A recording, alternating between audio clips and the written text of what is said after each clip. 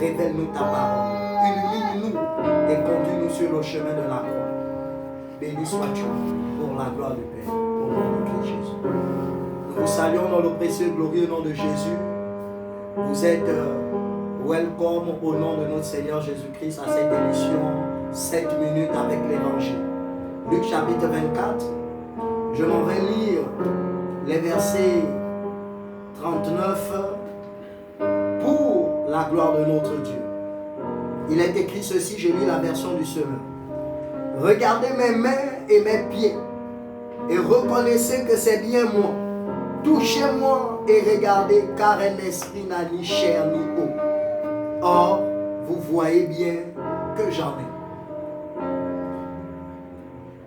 Bien-aimés, nous nous entretenons cette semaine sous le thème le mystère des mains et des pieds. Alors que le Maître est ressuscité, selon que nous relate Luc en son chapitre 24, l'évangéliste Luc, il va apparaître aux disciples. Et lorsqu'il apparaît aux disciples, pourquoi le Maître doit-il insister sur ces deux parties de son corps? Pourquoi ne dit-il pas regardez ma tête? Pourquoi ne dit-il pas regardez mon ventre? Pourquoi ne dit-il pas regardez mes cuisses, mon dos où il a été flagellé? Il dit regardez mes mains et mes pieds.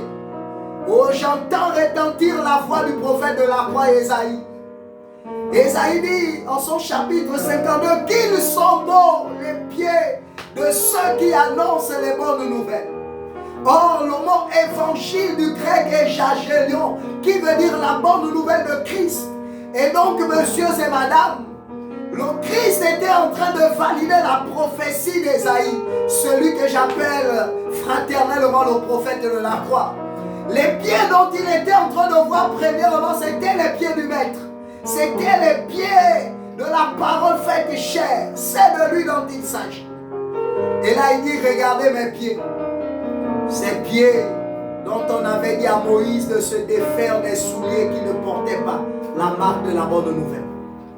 Les pieds qu'Ésaïe avait vus étaient les pieds que devait avoir l'église contemporaine. Une église itinérante qui devait apporter la bonne nouvelle. Et là j'entends les dernières paroles du Maître. Il dit allez et faites de toutes les nations des disciples. Comment devait-elle aller cette église? Avec les pieds, l'image de l'évangile.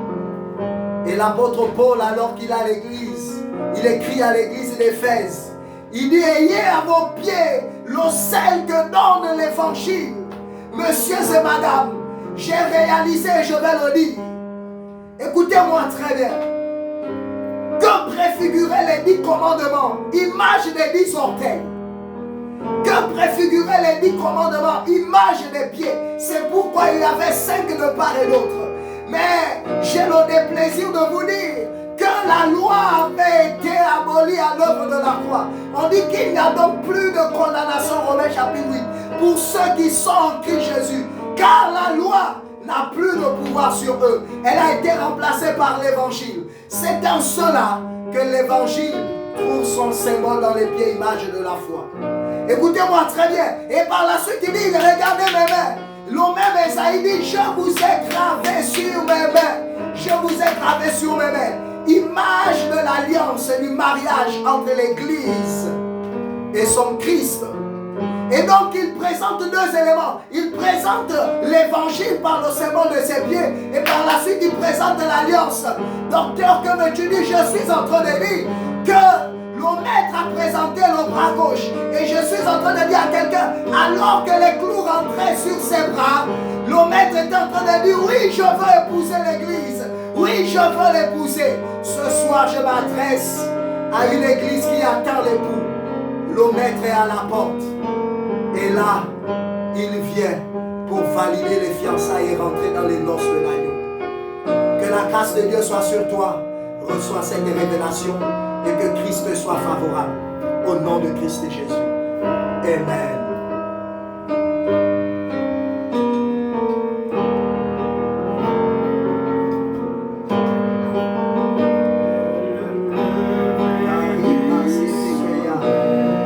Révèle-toi ton peuple. Jusqu'à son coucher. J'ai dit comme tu l'as fait à Emmaüs.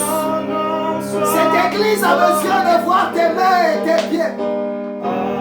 Cette église veut voir tes mains et tes pieds. Révèle-nous. Révèle-nous tes mains. Nous voulons, comme Thomas, nous voulons mettre nos doigts. Nous voulons toucher la main de l'amour qui a reçu les empreintes de clous. J'ai dit c'est une église qui a besoin de la révélation du corps qui nous a rachetés. Qui a cru à ce qui nous avait été annoncé d'Ésaïe? Qui a vu la main de Dieu dans ton corps? Tous, la Bible dit que nous t'avons regardé comme un homme de souffrance, destiné à la condamnation et à la souffrance. Mais aujourd'hui, nous te regardons comme le Rédempteur. Comme Job, nous savons que notre Rédempteur est vivant et il se lèvera. Lève-toi, Seigneur.